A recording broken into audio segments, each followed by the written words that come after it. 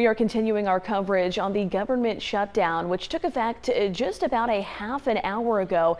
This is the 15th shutdown since 1980. The longest one lasted 35 days during President Trump's first term. That was back in 2018.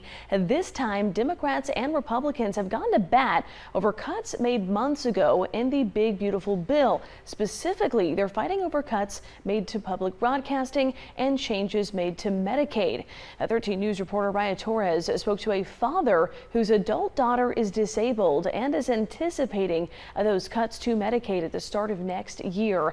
Raya, does he believe that the government shutdown is worth it? Well, Ashley, he told me while he understands the Republican and Democrat reasoning on the shutdown, and he ultimately believes it is worth it, especially because he thinks this could restore Medicaid funding and extend those crucial tax credits that are necessary for families like his.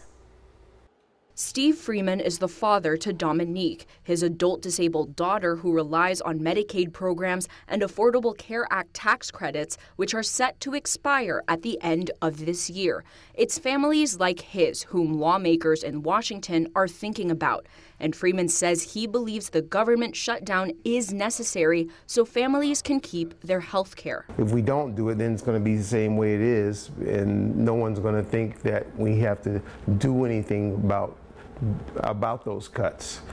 But this way, people have to start addressing them right now rather than later. Senate Democrats want Republicans to take action to protect Medicaid, but Republicans argue they need the government open to discuss those issues over the next 7 weeks.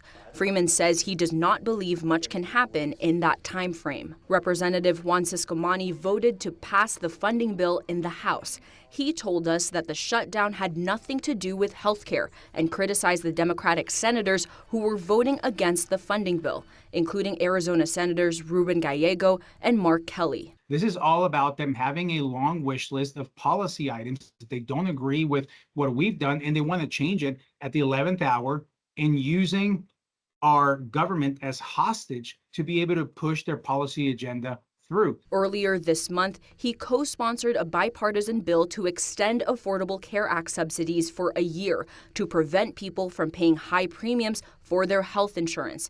However, Ciscomani also helped pass the big, beautiful bill earlier this year that resulted in the Medicaid cuts in the first place. We want to make sure that the people that are on these healthcare benefits like Medicaid continue to be protected and continue to have them like we've been advocating from the very beginning. I asked Freeman for his reaction to Ciscomani's comments. Before he voted to shut down the ACA and Medicaid, he told people that I would not impact my constituents that way, and then he went ahead and voted the way he did. So I don't believe him. Can't believe a word he says.